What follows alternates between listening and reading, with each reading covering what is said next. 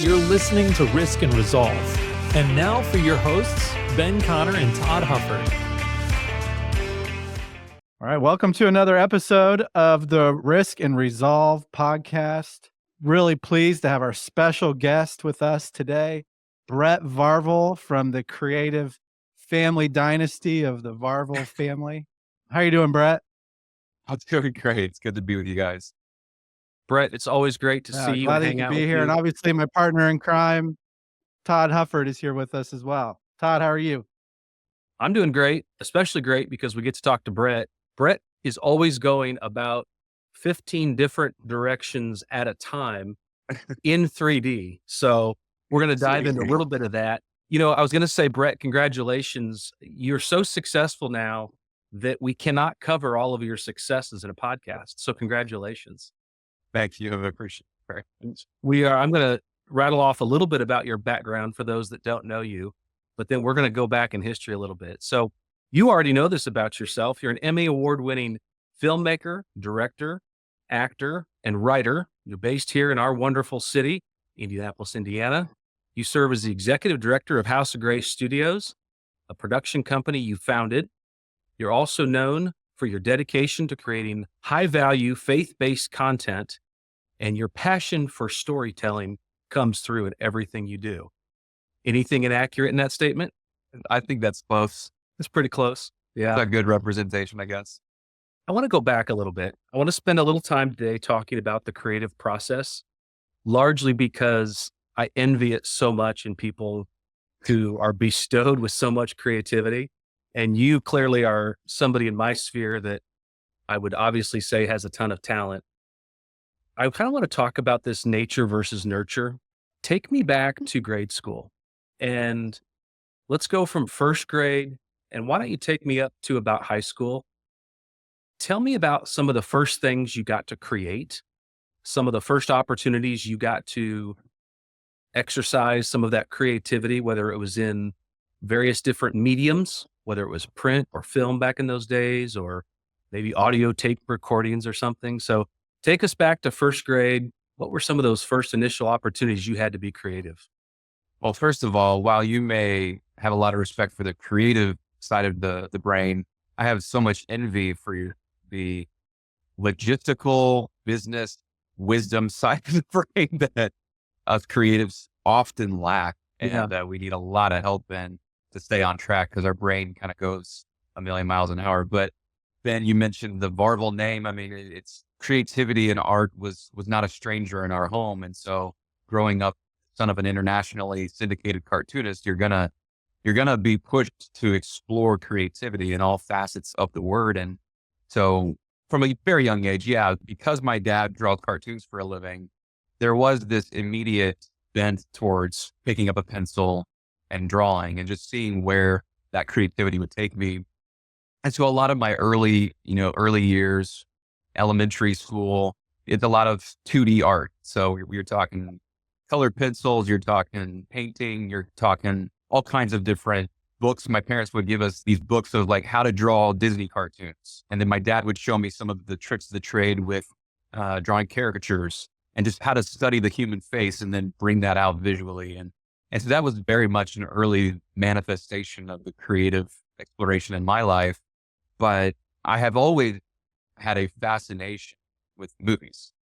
From the time that I was like 5 years old is the earliest that I can remember being just completely enamored with the art form of film. And so I expressed that I didn't have a lot of tools at my disposal at that time. Of course, this is back in the early 90s. And so technology was not what it is today. And so instead, what I would do is I would take all my toys, my action figures, and I would create these stories with them. And they would act out the story that I was creating in my own head. And that was kind of the next step, I would say, in the exploration of not just creativity, but story specific. What is story and why does it matter? And as I got older, I dabbled in music for a little bit and quickly discovered that I'm terrible at music. I have no ability to understand notes and how to convey emotions through music. I can tell you what I want, but I can't create it. I tried piano for a grand total of, I think, 5 weeks, and my parents were not unhappy when I decided not to continue pursuing that. I even played trombone for a few years. And I think the only reason I played trombone was because I was one of the only kids in the class that pushed my lips together and make the sound come out of the horn. I don't know why my teacher was so gung-ho about me being a trombone player.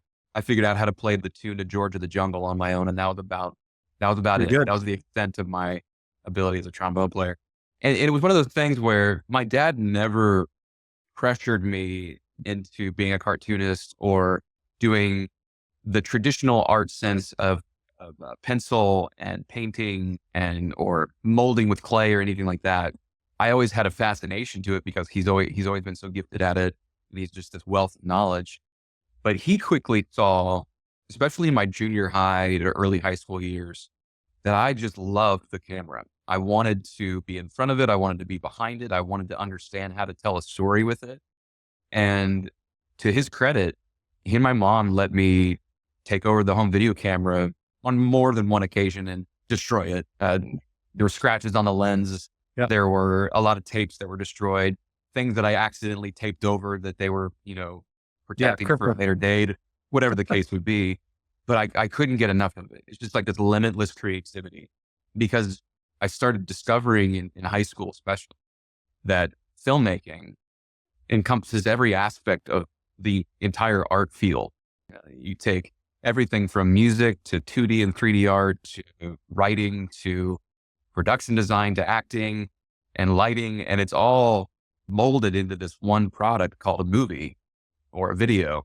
And so that's why I think I was so drawn to it, because I love all of those different facets of art.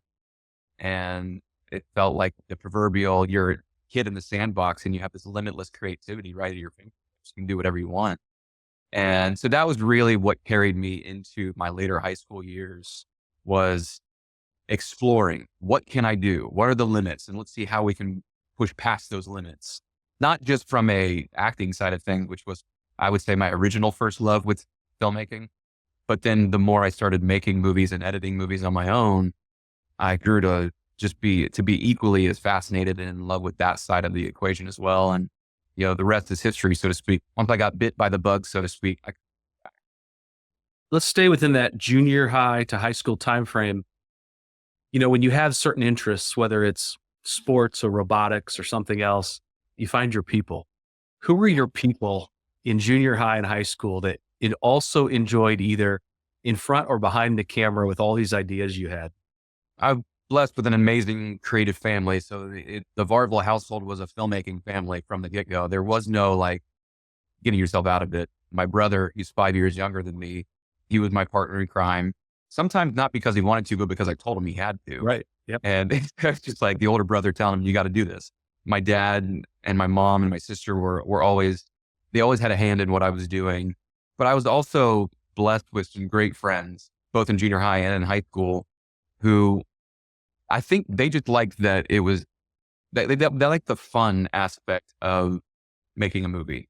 They didn't really care too much about the technical side of things. They let me worry about that. But they were the ones, if I called them up and said, hey, let's go make a movie, they were there and they were ready to do whatever I asked them to do. And this really took root more so in high school, because I discovered really quickly that my teachers, I was academically less than stellar, let's say it that way. I struggled academically. And so when it came to writing a paper, I had this mental block. And so I bartered with my teachers, and I would say, instead of doing a report, what if I'd made a movie on the topic at hand? And they let me. And I was shocked that it works. Great. For them. And so one of my favorites was, instead of doing a written report on the Battle of Iwo Jima in World War II, I made a movie about Iwo Jima. Wow. And my friends and I had an absolute blast just putting on the camo, reenacting the battles, and in that famous iconic image of the soldiers raising the flag. And it was just, the whole class, got a big kick out of it, because instead of listening to an oral or written report, they got to watch it. So they got a big kick out of it as well. And that just fanned the flame for me to see that not only was I doing what I love to do, but I was engaging with people and they were responding emotionally to what I was doing. And that was a very, very fulfilling kind of pouring gasoline on the fire type reality for me. But if it wasn't for my friends and my family, especially, I would have been that loner just trying to figure out how to do it on my own. I think that would have really put a wet blanket on the whole thing from the beginning. What's a specific memory you have with your brother of like, hey, we did this, we shot this movie, and what specific memory like comes to mind when you think about doing stuff with your family and your brothers? The garage, it was our studio. We'd have our parents pull the cars out of the garage, and that was where we made music videos. That was where we drew, especially my brother Drew. He took it to a whole different level and it ended up recreating famous Shakespeare plays, but in his own interpretation of the plays. And so we did a lot in the garage. That was the Varvel Studio. And those are some of my favorite moments looking back. One in particular, there was this music video. There's a ridiculous song back in the late 90s, early 2000s called Scatman. And it's a ridiculous like techno song. I don't even know what it means, but it's a really fast, lyrically driven song with a bunch of weird sounds. And he and I made up this ridiculously stupid story and shot it in the garage and put it together in iMovie. And that one to this day is one of my favorites. Not because it's great, because it's really bad. And if I were to show it to you, all those accolades that Todd read at the beginning would come seriously in question. But that one sticks in my brain. I think it was because it was one of the earliest collaborations that he and I had.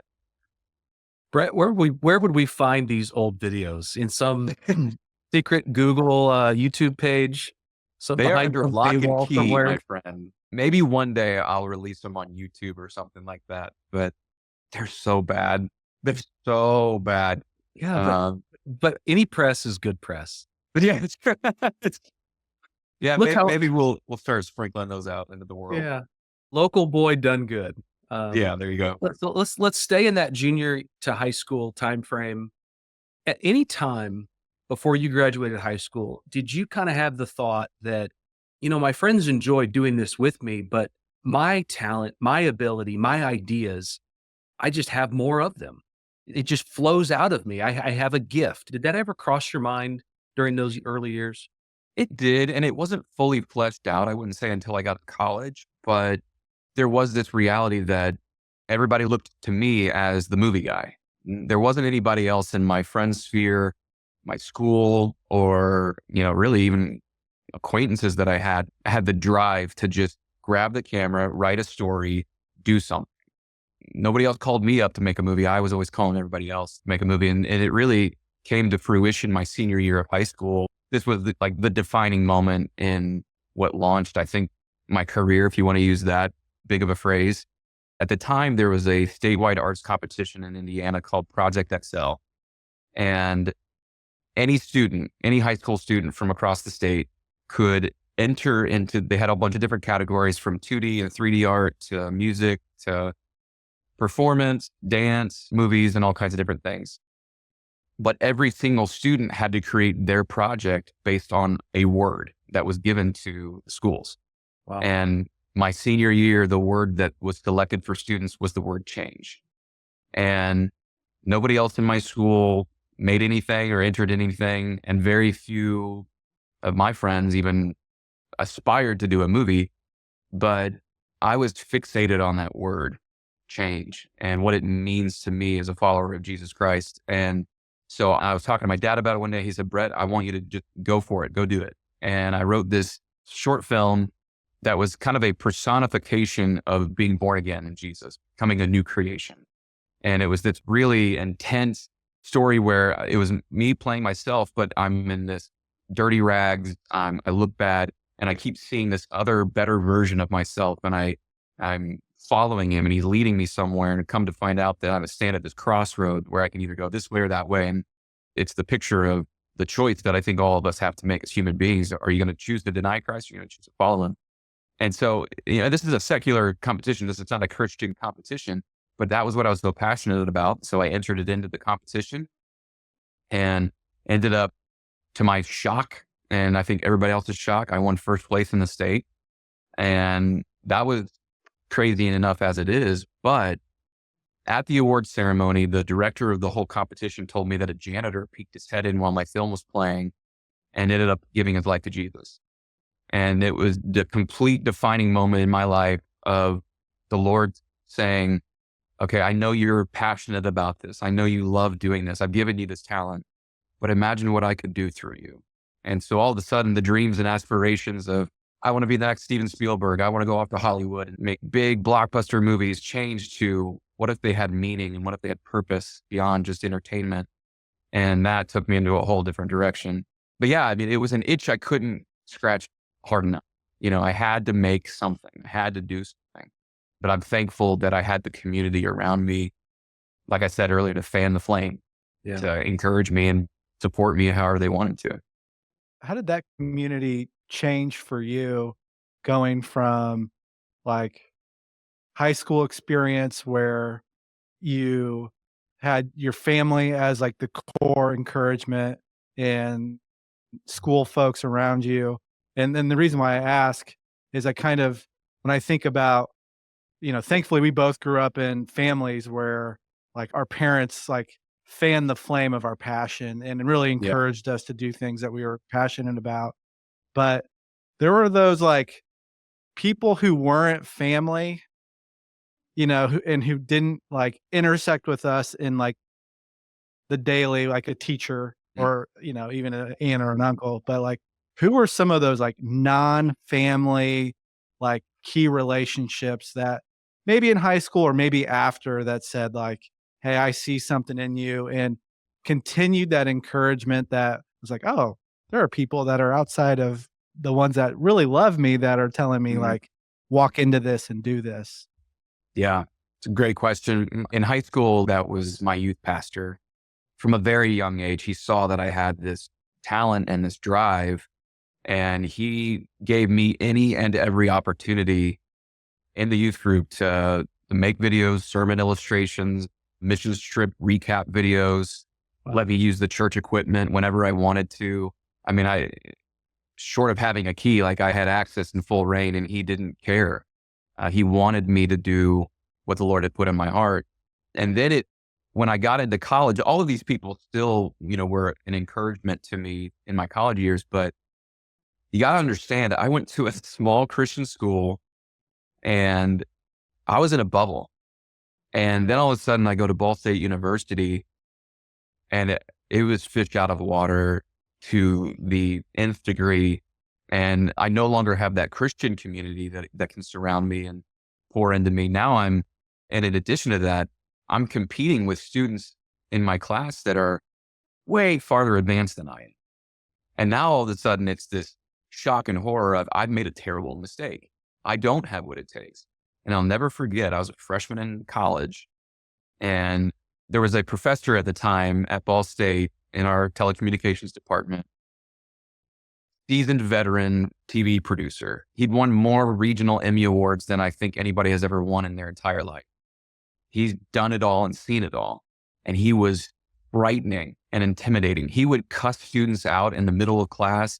He would tell you if you had it or you didn't. He would give you real world industry standard experience right there in the classroom. And he took a liking to me, but in that tough love type way. He would always tell me like, you're way more talented than you realize, but this is terrible. And you need to grow in this area because you call this a story, you call this lighting, you call this camera work. What are you thinking? And he would rip me to shreds and then give me enough hope to not go home crying, to build me back up and say, keep trying, keep trying.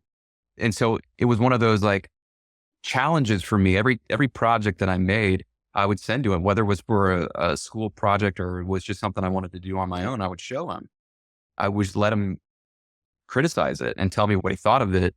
And I was always seeking to like one up myself and see if he would finally give me the thumbs up on, without any criticism.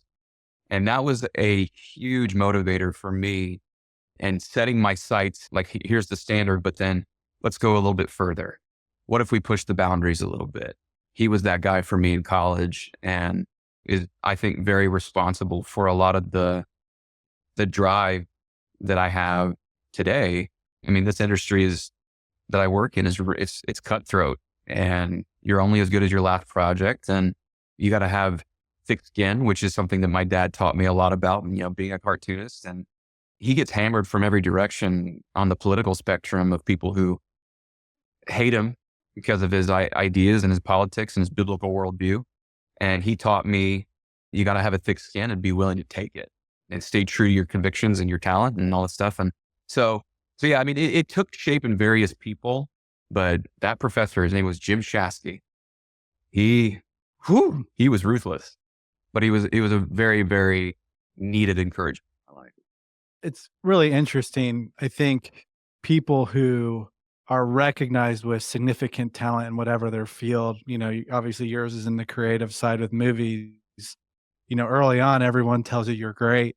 And then you get to those moments, and it's amazing how consistent it is that people who are great at something still, they really desire not necessarily the pats on the back, although that's great, but the accountability to get better. Yeah. I even listened to like a Coach K talk about providing accountability for the United States basketball team to like Kobe Bryant and LeBron James, because great people want to be challenged. And like, good on that professor of like pushing you, and like you respond to that. You mentioned the industry being cutthroat, and I love the context that you gave that your dad actually came from a similar thing of where public eye and it's not all roses all the time. But in an industry that's so cutthroat, like what are some of those like those times where you were just like, man, this is something else. Like, am I sure I want to do this? Obviously you mentioned a time like right out of the gate, just going to college, but like talk about like just your journey through your career, just how difficult it is in the movie industry and just in the creative industry. Yeah, I'm very blessed. I'll say this to preface it, that I developed my skills in what we call cutting your teeth in the time that I did, because social media was barely just starting when I was in college. I mean, I think my university was one of the first 9 universities to get Facebook in my sophomore year. And so that whole world hadn't really existed. Online opinion was minuscule at best. And so you really had the opportunity to try and fail a lot without dramatic repercussions. But one of the things that was so eye-opening to me, and alarming, I should say, was when my feature film started to go out into the marketplace. You see the criticism, and I've learned to try to be very selective about paying attention to a lot of this stuff. But people come after you. They make it personal. And that's the thing that I didn't quite expect. It's one thing to say, the movie wasn't for me. Didn't like it that much. It's another thing to say, and that's because I've seen stuff like this, Brett Varvel is the worst actor on the face of this planet. He should never open his mouth again. They come after you. And all of a sudden it's like, I don't even know who you are. And again, having a dad who has experienced that on a whole different level. My dad has actually even received death threats before. Like, coming to him and asking him honestly, okay, how do you navigate this? Because this feels personal. This feels, it hurts. I don't like it. And what I've come to learn from my dad and then other people in the industry is trying to wrap this around from a biblical worldview of how the Lord sees all of this, is that at the end of the day, all that is expected of me is to do my absolute best and to try and take risks and try things that no one else is trying. Because if I'm just going to do things that's just going to make people happy, am I really creating out of something that's a desire within me? Or am I just a machine that's trying to regurgitate to tickle people's ears? And that was something that I've learned, that the things that I create may not be for everybody, most likely won't be for everybody. But how that affects them is not my responsibility. I'm responsible to be a steward of the talent that I have and to cultivate that talent and try things that no one else is trying. When you talk about the creative field, it's the exploration of the unknown. What hasn't been done yet? Or how can we redo something that's already been done and make it new? And I have some friends of mine who are filmmakers, the Kendrick brothers in Georgia. They give this great illustration, and I've tried to take it to heart, where they say, when you send your movie out into the world, and you got to be ready for criticism, But here's the way you take it. Instead of holding your movie right over your heart and asking them to shoot arrows at it, you hold it off to the side and you say, shoot the arrow. Tell me what you didn't like about it. And because it's only by learning what didn't work that you can grow. And that's part of the creative process. You're not always going to create gold. And you have to learn what worked, what doesn't work, but you can't take it personally. And even though some people will attack you personally, it's not a personal thing. So it's a very strange thing that I'm continuing to try to learn and grow in as I get older. And I think part of this also is a really big lesson that I've learned over the last 5 years, especially, to press into collaboration more than I ever had before. So much of the early part of my career was just grinning and bearing it and doing it all by myself. And the last few movies that I've been a part of and TV shows that I've been a part of, really taking a step back and realizing that God had surrounded me with people who are way more creative than I can ever be. And to press into that and invite them into the process with me to make it better. I mean, where there's strength in numbers, so to speak. And so that's something that's helped handle that criticism as well. There's a couple people in the nuclear family we haven't touched upon, but I know they are super important to the story. So let's go back to junior, senior year in high school. You're starting to think about what the next steps look like. Talked about your dad and his creative history, your brother with some of his crazy creativeness as your partner in crime. What role did your mom and your sister play in all of this throughout these years? So my mom, not only has she been a pillar for me because she's my mom. She nurtured me. She cared for me. She served so self-sacrificially for so many years for not just, it's not even just me, but now it's reflected into my own children, her grandchildren. That's just like her way of expressing love is serving. So that was one of those, foundational things that was always a big part of my life, was knowing that she had my back. She was always cheering me on and willing to do whatever I needed. My mom was also exceptionally talented at making costumes. And this was demonstrated I remember vividly when I was in elementary, came home from school one day and we had a Thanksgiving party that, that was going to be coming the next day. So I came home from school. I was like, hey, Mom, tomorrow we have this Thanksgiving party. Forgot to tell you about this, but our teacher wanted us to dress up as either a Native American or as a pilgrim. And I picked Native American, but I don't have a costume. And then it was like hours before I was supposed to be at school. And to her credit, she whipped up some fabric from, I think, Joanne Fabrics or something like that, and made me a costume just because she could. And that has taken shape in a lot of different movies that I've been a part of. She's serving by, in my first feature film, she was our wardrobe costumer. She made all of our costumes. But in other areas, she served by feeding us, bringing meals, doing the what we call craft services.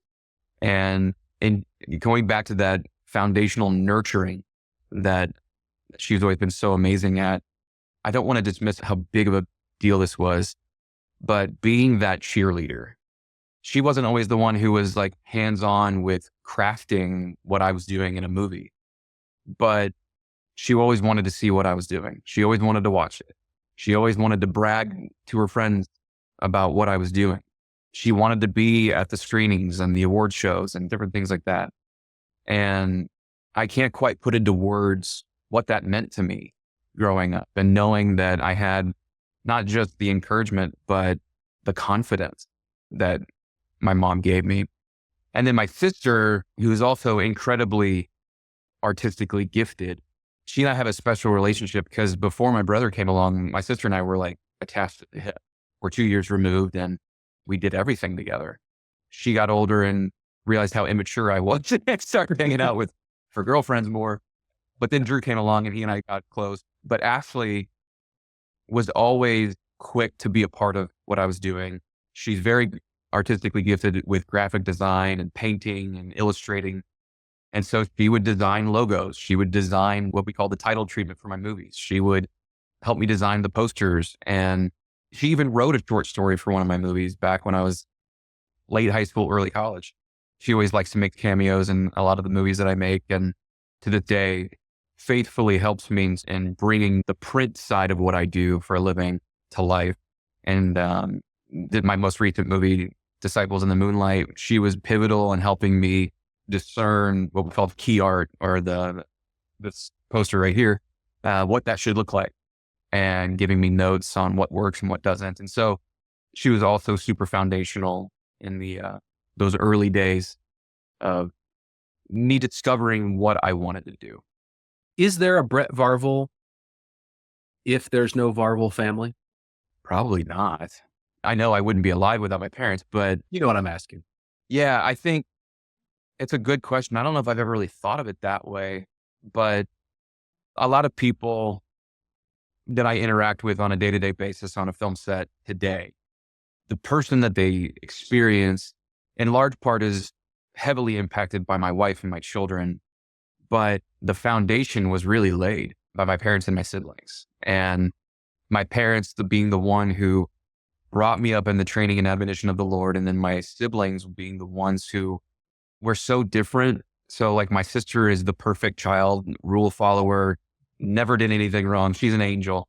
I was the middle child, rebellious one. And then my brother is the baby of the family. But the three of us, complement each other so well. And a lot of that shaped my likes, my dislikes, and the person that I became really before I met my wife. And then my wife took my life to a whole different level and made me a way better person than I ever thought I could be. People who support creative types are unique in their own right, because they understand that person, they understand the gift, and they fan the flames in a real positive way. As you were talking about your mom, I know your mom a little bit, and she's either one of two things. She's either exactly as you've explained her, because that's how I know her, or she's the world's most perfect actor because she fakes so well, because she is a dream to be around and so supportive. Yeah. Have you ever given thought the fact that she had practice in supporting you because she first supported your dad as a spouse? Yeah, you're right on the money.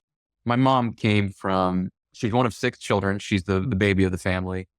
I mean, and there was a big age gap too between her and her next closest sibling. And so her whole life was, how can I help people? And how can I be there? Because everybody was kind of off going and doing their own things, my aunts and my uncles. And when she met my dad, they instantly fell in love, and it's a whole different conversation about there's something in the water with the Varvels, because we all married our high school sweethearts. It's crazy. It's like a really bizarre story. Makes it easy. But they found each other in high school. And I think from the beginning, my mom she loved being with my dad, and she wasn't like a fan. It wasn't like that fangirl thing where she just wanted to be around him. My parents tell me this story that like when they were first married, she would get up every morning and make him kind of gourmet breakfasts so that he had, the fuel to go do what he needed to do, in any given day. And I know my mom is a flawed human being. She's not, this perfect person, but the character that she displayed to my dad with just kind of the overspill came over onto me and my siblings, and was a very sweet testimony. It takes support to not give up. And I saw that demonstrated with how she served my dad, and then how she served me. And my wife has been that for me as well. Yeah. Having permission to speak into my life and call into question things that needed to change, or whatever the case may be. You mentioned that the Varvels are notorious for marrying their high school sweethearts. So Yeah. you're a senior in high school. I'm assuming Christina is either at that same high school or nearby. Yeah. So we actually so we've known each other since we were 12. We we started going to the same Christian school in junior high. And when I was a freshman, I was really attracted to her, and I asked her out to be my girlfriend, and she said no. And Good call. very good call, because I was I had so much to learn. And I'm so thankful for that, because she went off and dated some of my best friends. I went off and dated some of her best friends. And we kind of got like all the mistakes out of the way real quick. Good strategy. And then junior year, my heart started being drawn to her, not just because of how beautiful she is, but because she made me want to be more like my savior. And I asked her out, and it was hilarious because I asked her to start dating me, and she said, "Well, I'm not looking to get into a serious relationship right now. Let's just take it slow." And that was the start of our entire relationship. We've never been apart ever since, and that's almost 22 years ago So now. you're still taking it slow. Yeah, we're taking it real slow. Yeah. So you're a senior. How did you decide where to go to college? That was a complete move of God. I wanted to go to Cedarville University because that's where all my friends were going. And that's where at the time my wife was going to go. She actually ended up transferring to Purdue University, but it was the safe Christian bubble. Mhm. It was the summer camp experience, but for 4 years, type thing. Yeah. And I worked hard to get accepted because, again, I'm not academically inclined. And I ended up initially not getting accepted, had to retake my SATs, got accepted finally. And senior night for my varsity basketball season, there was one of the referees who knew my dad, went to Ball State University. He refereed on the side to make some money. And it just so happened that night that he was the referee of our game, the after party of the varsity game was at my house. And it just so happened that I had just finished this movie that I talked to you about that was going into that statewide arts competition. So my dad invited this guy, his name was David, over to our house to watch my video. And David watched the movie, turned to my dad, and he said, "Brett has to go to Ball State University. He is way more talented than some of the juniors and seniors that I'm currently working with at school." Wow. And it was one of those, like, how much stock do we put into this guy's opinion? We didn't really know much about it, but to amuse him, we did a college visit, myself and my parents. And stepping onto that campus, Ball State University, I started to see God's plan that this was a place that I could get a film school level education without having to go to a film school. Mhm. Something in state, the caliber of the department. I mean, people were winning national and regional awards. People were getting job placements right out of college. And it was a completely different program, not to, completely dismiss the program at Cedarville, but it was kind of night and day at the time. Right. And I knew that if I wanted to be serious about this industry, I needed to get the best training possible. So took that as a move of God and went to Ball State University. Brett, you mentioned earlier about that poster over your shoulder, Disciples in the Moonlight. And we had the joy of following along that journey from afar and seeing your heart through that. For everyone listening, it's an absolutely incredible film that you need to make sure you see. It's on Amazon, right? You can purchase it On Amazon, Apple TV, Google, pretty much anywhere right now. Yeah. So I encourage all listeners to watch that film. Incredibly well done. A great plot line, fantastic acting. Tell us about the journey of the film. Maybe give a little insight into the story of Disciples in the Moonlight and tell us about that journey.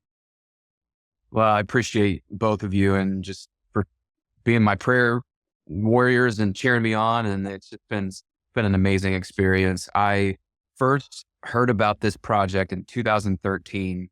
A dear friend of mine, Josh Strakowski, who was one of those guys several years older than me, than when I was younger, that was a big part of that encouragement friend force, so to speak. And he and I worked on a lot of different things together. And anytime that Josh says he has an idea, I take interest because he's really creative, thinks outside the box. And he came to me one night and he said, "I got an idea." I had this flash in my head of people running through cornfields in Indiana. The cornfield is bathed in moonlight, and these people are running for their life and they're carrying the Bible. And he just looked at me and he said, "What if the Bible was illegal in America?" And I had goosebumps all over my body. I was like, I could see the whole movie in my head. I could feel it. I could smell it. It was such a vivid, sometimes ideas take a long time to discover and cultivate. This one was like lightning in a bottle. We could both feel it. And so I said, "Josh, you've got to go explore this idea, write it out into a script." And Josh is old school in the sense that he writes that first draft of Eddie's story longhand. He doesn't type. He writes it all out longhand. So it took a while for him to write it all out. And once he had done that and then transcribed it into the computer, he sent me the first draft of the script and asked me to direct the film. it wasn't just a captivating idea creatively for me. It wasn't just that, oh, this would be a fun and exciting story, because the story, even at the earliest day, has never changed. It was this journey with 7 characters who live in a version of America where the Bible has been outlawed and repurposed with a government approved ancient text. And people have to make a choice. Are they going to hand in their copy of God's word and accept the government approved Bible? Or are they going to keep the word of God and be labeled as rebels, as outlaws, and have to go underground to have church and serve the Lord? So that was the nugget that has never changed. And so that was also captivating to me. But the thing that kept me from the beginning and motivated me throughout the 7 years that it took us to develop the project was the question, how would I respond? If this was my reality, what would I do? I saw myself in these characters, and I was asking myself pretty challenging questions and thinking about the fact that though this is science fiction in terms of America today, this is reality for many people all over the world. And this is something that they face day in and day out. And you talk about a polarizing topic. This is about as polarizing as it can get. With the podcast called Risk and Resolve, like, we knew early on this was a risk, because this is not something that is a slam dunk to make a bunch of money and to tickle everybody's ears and make everybody happy. This will disrupt people. And from the beginning for me, I wanted to make a movie that would kind of shake the church and wake them up and ask them, how much do you treasure the word of God? Is Jesus all? Is he your life? And how far would you be willing to go for your faith? And so all of those things were just so heavy on my heart that year after year that we tried to raise the funds, that we had doors closed in our faces, that networks and studios said, no, this is crazy, bad idea. We kept pushing forward. We kept believing that God was in it. And it all kind of came to fruition in 2022. And the Lord not only brought the right people to bring the funding, but he also brought the right people, the right artists to join me on the journey. It was a 7-year period where I was not only trying to develop the project, but I was meeting people that I believe God divinely appointed to be on our film set, to either act in it or work on the crew side of things, post-production side of things.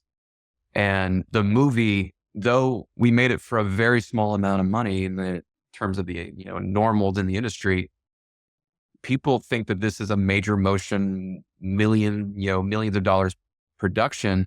And that's a testimony to my team, the people that bought into the vision and were willing to take the risk with us. And the thing that's been so overwhelming is maybe too easy of a word to use, but it has been overwhelming, is to see the audience response. Sure, the people on the outside of the faith have ridiculed it. We even had a Satanist do a movie review and put it online, and it got hundreds of thousands of views, and they just ripped it to shreds. And that stuff has happened, which I guess if the enemy isn't upset about what you're doing, are you really doing anything effective then?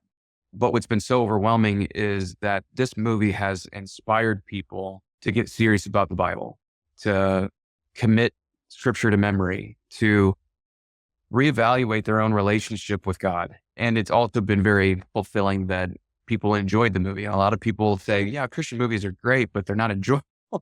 Like, they have good messages, but they're not enjoyable. And the fact that people have said that it's a thrill ride and you're on the edge of your seat, and those types of comments, it's affirming that the risk was worth it. And I believe that God has been honored in the process. And it's been the most incredible experience. It's taken up a decade of my life. And I'm so thankful that it's now out there for people to experience and pass on to their friends and watch multiple times. That's one of the other compliments we've received, is that this is not a movie you can only watch once. So I'm just so thankful. I want to weave in a couple things you've already mentioned, more collaboration, and a professor at Ball State, was it Jim Shasky? Yeah. So I know for a fact that Disciples, whether you wanted to or not, forced you into more collaboration. Yeah. Which was ultimately wonderful, turned out great. Yeah.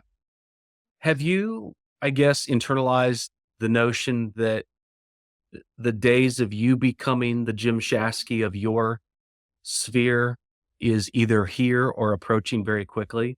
And what I mean by that is you've racked up some hardware, you've had some successes, and you'll have more. But the idea that through that collaboration, it's time for you to challenge, admonish, fan the flames.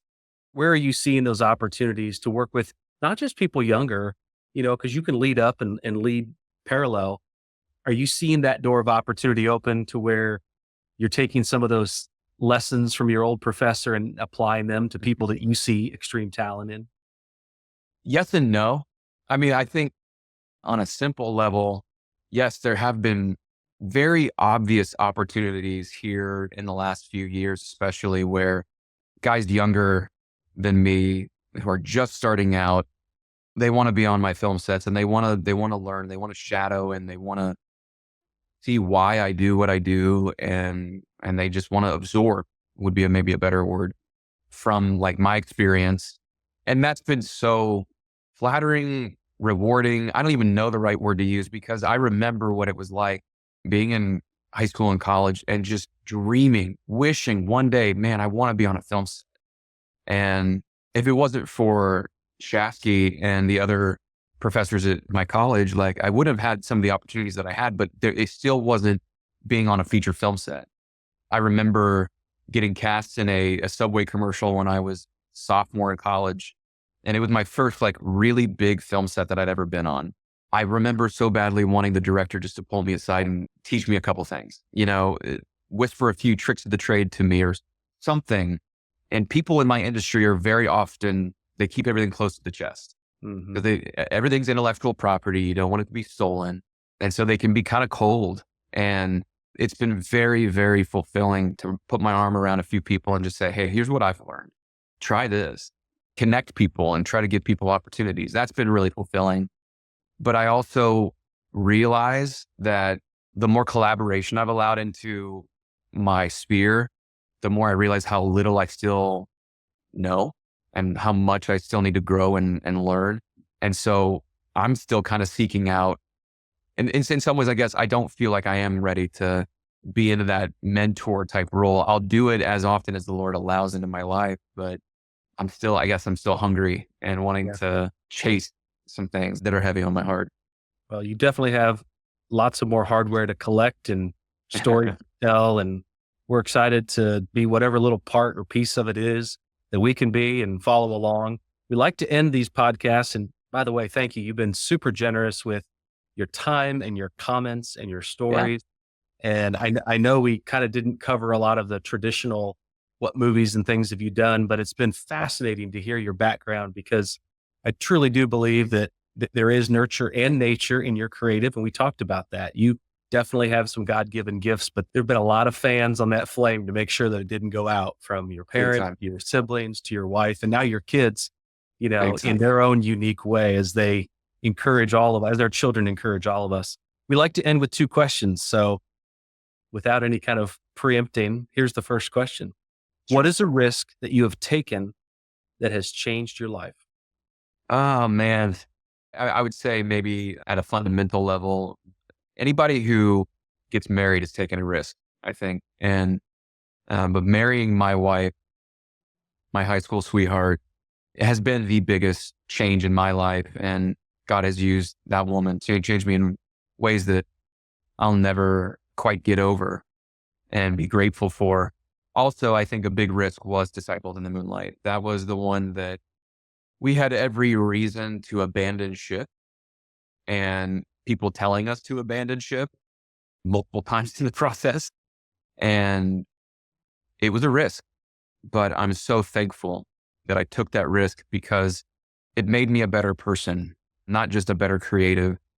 And it has been something that has blessed so many people and continues to bless people. And I'm so thankful to see how God has worked despite myself in the midst of all that. Last question. What is unfinished that you have the resolve to complete, either in the near future or the not so distant future? So with the way that my brain works, there's, at any given time, there could be 15 to 20 different ideas that I'm chasing. and that I'm trying to figure out, and I'm trying to problems I'm trying to solve in my head, and stories to cultivate. But there is one that I want to see happen before I die. And I don't know if it's going to be soon. I don't know if it's going to be later, but the Lord has given me a lot of visions. I've always been fascinated by the crucifixion of Jesus. It's something that I've studied a lot, just from a historical standpoint, and then also a biblical standpoint. And I mean, it is the climax of human history, that and the resurrection. But one moment that has been on my mind more than anything is when Jesus said, my God, why have you forsaken me?" And in that moment, bearing upon himself the wrath of Almighty God for the sins of all humanity. And I want to explore telling that story from the spiritual realm and not just the physical realm. And so it's essentially seeing the crucifixion from a whole different angle. And that is, I have the resolve that I want to see that come to life one day. I don't know when. It would be a very expensive movie, but if there's anything that could be like the crowning jewel of my career, I would want it to be that, because that's the most important story that I could ever tell. I think I have some pretty cool ideas for it.